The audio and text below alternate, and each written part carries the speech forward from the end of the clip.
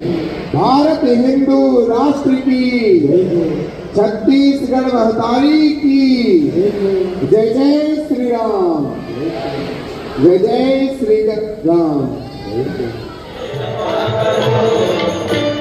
हम भी गाएं तुम भी गाओ।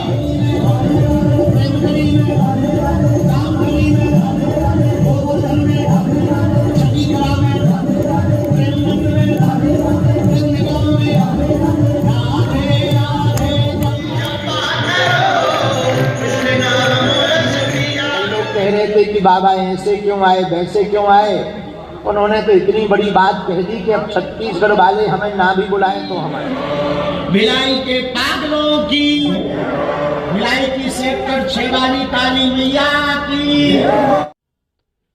छत्तीसगढ़ सरकार में उप मुख्यमंत्री के पद पर आसीन हमारे अति लाडले और बहुत सरल और हिंदुत्व के लिए बहुत कट्टर और वर्तमान में छत्तीसगढ़ का जो काला टीका सब मानते थे नक्सलवाद, उस नक्सलवाद को नेस्ता नाबूद करने का प्रण लेकर चलने वाले उप मुख्यमंत्री श्री विजय शर्मा जी भी आए को ऐसा जवाब दिया कि चटनी सी बढ़ गई। कई लोग कह रहे थे कि बाबा ऐसे क्यों आए वैसे क्यों आए। उन्होंने तो इतनी बड़ी बात कह दी कि अब छत्तीसगढ़ वाले हमें ना भी बुलाएं तो हम आए। और हमें प्रसन्नता है, एक बात हम घोषणा पूर्वक तो नहीं कह रहे पर आशा पूर्वक कह रहे, 21 मार्च तक छत्तीसगढ़ नक्सलवाद मुक्त होगा, ये पक्का है, तय है।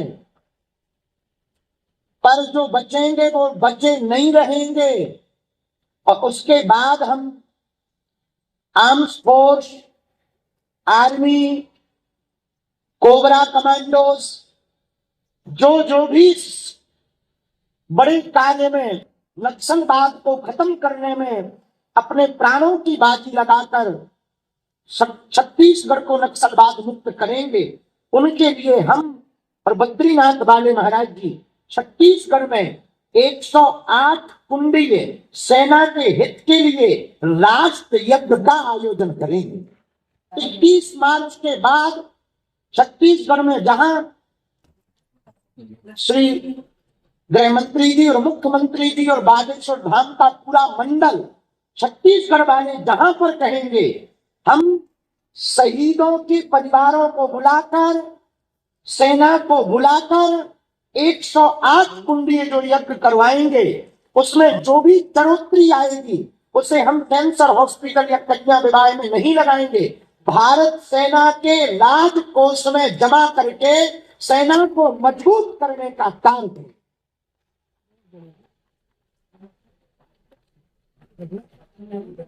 बस एक दो शर्तें हमारी रहेंगी।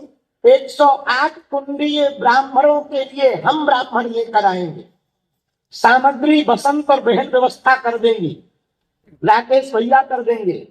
यज्ञशाला 7 खंड की बनेगी। यज्ञशाला में ऊपर धर्म ध्वज होगा तो चारों कोनों पर तिरंगा लहराए। यज्ञशाला में पीठ के रूप में हनुमान जी बैठेंगे तो बाहर पूरी यज्ञशाला में देव रूप में शहीद जो हमारी भारत की आर्मी के वीर सपूत हुए हैं उनका चित्र लगाकर उनकी पूजा की जाएगी और परिक्रमा करवाया जाएगा। महाराज जी ने शहीदों के लिए अनंत यज्ञ की और ये यज्ञ छत्तीसगढ़ में तो हम करेंगे ही करेंगे। हमने 2 जगह और बात कहते कर रखी कि अब राम कथा बहुत हुई है, अब भारत को राष्ट्र कथा की आवश्यकता है।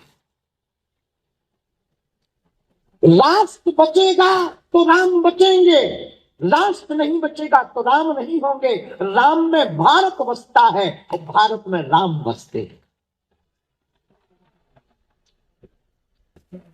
जो 21 मार्च के बाद यज्ञ होगी वो 2 बातें हम उप मुख्यमंत्री जी से पूर्ववत मांगेंगे। सेना को तो हम आमंत्रण कर देंगे, रक्षा मंत्री जी को आप आमंत्रण करना, पहले दिन की आहुति रक्षा मंत्री जी के द्वारा और शहीद परिवार के साथ हो। और वो पूरी की पूरी यज्ञ राष्ट्र के लिए समर्पित होगी। और हमें पूर्ण भरोसा है गृह मंत्री जी पर, देश के गृह मंत्री जी पर और आप पर कि हर हाल में हमारा छत्तीसगढ़ 31 मार्च तक नक्सलवाद मुक्त हो जाएगा। हमें बजरंग बली पर भरोसा है, सन्यासी बाबा पर भरोसा है। ये यज्ञ कैसी रहेगी? बढ़िया रहेगी, होनी चाहिए। अब राम कथा के साथ साथ राष्ट्र कथा भी होनी चाहिए। और दूसरी बात सुनो, ताली बजवाने के लिए नहीं बता रहे, बॉर्डर पर भी हम यज्ञ करें। ताली बजवाने के लिए नहीं, वास्तविकता में वर्ष में जितनी कोशिश हमसे बनेगी, भारत सेना के लिए हम जितना भी धन जुटा पाएंगे, भारत के राज को सुनो, उसके लिए किसी से कोई मांग नहीं। जिनको जो देना हो वहां के दान पात्र में डाल देना। वो दान पात्र हम खोलेंगे भी नहीं, दान पात्र ही आप ही लोग वहां जाके जमा कर देना, ताकि हमारी भारत की सेना मजबूत हो। जब भारत का सिपाही सरहद पर जागता है तब हम लोग चैन से भारत में सो पाते हैं। हमारा भारत भारत रहे, इसके लिए अब इसकी आवश्यकता है। तो आज व्यासपीठ राजपीठ पुनः उपस्थित हुई, आप लोग बैठे बड़ी देर से हनुमान जी का चरित्र गाने के लिए, हम भी हैं। एक बात हम कहेंगे,